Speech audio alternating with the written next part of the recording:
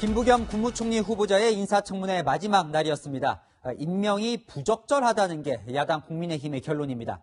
반대로 청와대와 여당은 김 후보자는 반드시 통과시킨다는 방침인데요. 그러다 보니 국민의힘이 지명 철회를 요구하고 있는 장관 후보자 3명의 거취가 고민입니다. 청와대는 이들의 임명을 보류하고 여론의 분노를 달래 시간을 버는 방안을 검토 중입니다. 재보선 이후 전국의 흐름을 좌우할 아주 중요한 주말이 될 것 같습니다. 첫 소식 전혜정 기자입니다.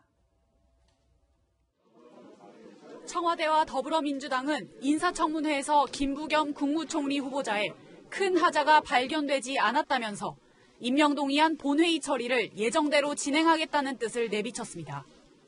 청와대 관계자는 김부겸 후보자는 이미 장관 청문회 경험이 있어서 국민적인 수용성이 높다고 밝혔습니다. 하지만 인사청문 보고서가 채택되지 않은 임혜숙 과학기술정보통신부, 박준영 해양수산부, 노형욱 국토교통부 장관 후보자에 대해선 이른바 판단 보류 입장입니다. 도덕성 문제가 이렇게 있다면 국민 정서에 비춰볼 때 또 그렇게 함부로 결정할 수 있는 문제는 아닐 수 있죠. 청문 보고서가 채택되지 않으면 일단 대통령이 재송부를 한 뒤 여론을 살피겠다는 겁니다. 대통령은 청문 보고서 제출 시한이 끝나는 날로부터 10일 이내 기간을 정해 인사청문 요청안을 재송부할 수 있습니다.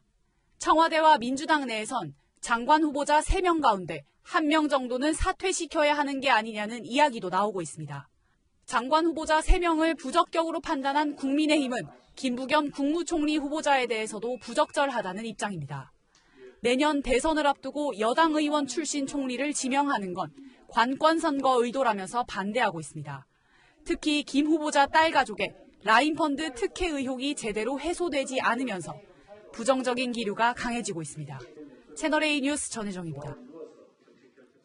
오늘 국회 밖에서는 라임 사태 피해자들의 시위가 있었습니다. 야당이 김부겸 총리 후보자 임명이 부적절하다고 주장하는 가장 큰 이유 중 하나이기도 한데요. 후보자 딸 가족의 라임펀드 특혜 의혹. 오늘 인사청문회에 나온 라임펀드 피해자들과 야당은 김부겸 딸이 아니었으면 가능했겠냐며 특혜를 주장했습니다. 김 후보자는 본인과 무관한 일이라고 부인했습니다. 안보경 기자입니다. 인사청문회에 증인으로 나온 라임펀드 피해자는 김부겸 후보자 차녀 가족이 투자했던 테티스 11호를 언급하며 눈물을 흘렸습니다. 진짜 경악을 했습니다. 어떻게 피해자들한테는 2천억 피해를 입히고 정말 금융사람을 볼 수 없는 사기 집단 같은 대담한 사기 행각을 벌이면서 그 뒤로는 이런 펀드를 만들어가지고 팔 수가 있습니까? 테티스 11호처럼 환매 수수료가 없고 매일 환매 청구가 가능한 조건이 좋은 펀드는 일반 투자자에게 좀처럼 주어지지 않는다는 얘기도 나왔습니다. 투자자 입장에서 테티스 11호 같은 펀드가 있다면 투자하시겠습니까? 그럴 제안 자체가 저 일반인들에게는 안 올 것 같습니다. 상상을 할 수 없는 펀드입니다. 하지만 더불어민주당은 라임펀드를 판매했던 증권사 관계자들을 상대로 질의하며 차녀 가족도 피해자라고 강조했습니다. 이 가족이 12억을 어떻든 투자를 했는데요. 이 가족이 매일 환매를 해서 수익을 본 적이 있습니까? 없었습니다. 현재 손실 중이고 손해를 본 피해자들이죠? 예, 맞습니다. 김 후보자는 자신과는 무관하다며 재차 선을 그었습니다. 경제 활동의 주체가 현재로서는 제 사위인 셈인데 김부겸 후보자 딸 가족 이렇게 이야기하는 것부터가 저는 일종의 프레임이라고 보는 거죠. 김도욱 국민의힘 의원은 김 후보자 차녀 가족과 함께 테티스 11호에 가입했던 회사가 문재인 정부에서 14억 원이 넘는 정부 보조금을 받았다며 특혜 의혹을 추가로 제기했습니다. 채널A 뉴스 안보겸입니다. 오늘 인사청문회 자리에서는 조국 전 법무부 장관 이름이 끊임없이 터져 나왔습니다. 특히 조국 흑서 저자이기도 한 김경률 회계사가 출석해 관심을 받았는데요. 최선 기자 보도 보시고 김부겸 후보자 가족의 라임펀드 논란은 조금 더 짚어보겠습니다. 청문회 참고인으로 출석한 조국 흑서 저자인 김경률 회계사는 김부겸 후보자가 딸 가족의 펀드 특혜 의혹에 대해 선을 긋는 것이 조국 전 장관과 비슷하다고 주장했습니다. 조국 장관 후보께서도 어디에 투자했는지 몰랐다. 이제 이른바 이제 블라인드 펀드라는 것을 이제 만들어냈었는데요. 세계 어디에도 없는, 족보에도 없는 그런 실체였던 거죠.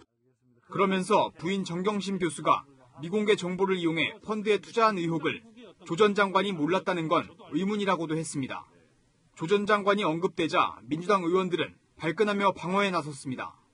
조국 장관의 펀드와 관련해서 엄청나게 수백만 건의 사실은 기사가 생성됐음에도 불구하고 사실은 그 부분은 지금 아무것도 아닌 것으로 지금 처리가 되고 있고요. 쓸데없는 다른 거를 하는 것이 말이 됩니까 지금? 예? 국무총리 후보자의 청문회에 집중해야 되는 거죠. 여당이면 여당답게 듣기 싫은 소리도 들으세요. 조국 펀드하고 유사한 점이 한두 개가 아니에요. 앞서 조국 전 장관은 SNS에 글을 올렸습니다. 최근 민주당에서 재보궐 패배 원인으로 조국 전 장관이 지목되자 회초리를 더 맞겠다는 겁니다. 하지만 정무적 도의적 책임을 지겠다는 단서를 달아 법적으로는 문제가 없다는 뜻을 내비치며 과거 사과문을 나열했습니다. 김근식 교수는 진정성 없는 형식적 사과로 위기를 모면하려 한다고 지적했고, 진중권 전 교수도 다 불법이었는데 이걸 사과라고 하느냐고 비판했습니다. 채널A 뉴스 최선입니다. 김부겸 국무총리 후보자의 인사청문회가 거의 이제 끝나갑니다. 정치부 송찬욱 기자와 조금 더 짚어볼 게 있습니다. 송 기자. 네. 자, 오늘 가장 이 논란이 된 라인 펀드 건을 좀 보죠. 자, 이 펀드가 김 후보자 부부의 돈이 들어간 건 아닌 거죠? 그렇습니다. 논란이 되고 있는 게 일단 라임 자산운용의 테티스 11호라는 펀드인데요. 이게 김부겸 후보자가 아니라 김 후보자 딸 가족, 그러니까 딸 본인과 남편 두 자녀가 3억 원씩 모두 12억 원을 투자했습니다. 과거 조국 전 장관 논란 때는 부인인 정경심 씨와 두 자녀가 사모펀드에 투자했죠.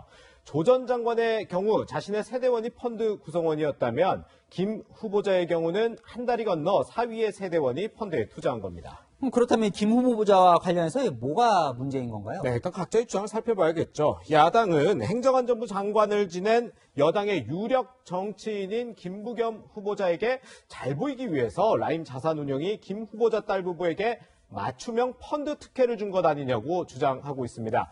반면 김 후보자는 이미 분가를 한 딸의 남편, 즉 사위가 한 일이기 때문에 알지 못했고 다른 투자자처럼 손해를 본 피해자일 뿐이라고 반박하고 있습니다. 의혹을 제기하는 경우 제기하는 쪽에서 입증 자료 같은 것을 제시하는데 야당은 의혹 제기를 할 뿐 김 후보자가 이 펀드와 어떻게 연관이 있다는 건지 결정적 자료나 근거를 내놓지는 않고 있습니다. 자, 그렇다면 이 펀드가요, 네. 특혜 펀드다, 이 주장은 맞는 겁니까? 네, 일단 이른바 조국 흑서의 공동 저자죠. 김경률 회계사, 조금 전에 보셨듯이 이 참고인으로 청문회에 출석했거든요. 어떤 주장을 했는지 한번 직접 들어보시죠. 이 펀드의 구성, 그리고 뭐 환매 수수료, 판매 보수, 성과 보수, 뭐 환매 가능일 이런 것들에 비추어서 이것이 이제 뭐 특혜적으로 구성되어졌다라고 부인할 수 있는 사람은 없다라고 생각합니다. 라인 펀드를 구성하고 있는 여러 가지 상품 중에서 지극히 유리한 조건이다 이렇게 생각합니다. 네, 조금 더 어려운 내용일 수 있어서 자세히 설명을 드리면요. 저희가 그래픽으로 준비했습니다. 야당의 주장에 따르면요. 테티스 11호 펀드에 투자한 사람은 김 후보자 딸 부부 일가와 이종필 전 라임 부사장, 이 전 부사장과 관련이 있는 법인으로 이 소수만이 투자할 수 있었다는 겁니다. 또 야당의 주장을 표로 준비를 했는데 라임 자산운용의 다른 펀드와 비교해보면 성과 보수와 환매 수수료도 없는 등 이 펀드 투자자들에게 유리하게 구성되어 있다는 점이 지적됐습니다. 그러니까 정리를 해보면 이 펀드가 특혜인 정황은 있지만 그게 네. 이제 김부겸 후보자와 직접 연관이 있는 또 증거는 없다 이건데 네. 자, 청문회는 이제 끝이 납니다. 그럼 이게 뭐 진실이 밝혀질 방법이 있습니까? 네, 아직까지 청문회에서 이렇게 밝혀진 것은 없는 상황입니다. 그런데 김도욱 국민의힘 의원이 이 고발을 검토하겠다 이렇게 얘기를 했거든요. 그래서 수사를 하면 시시비비가 어느 정도 가려지지 않을까 싶습니다.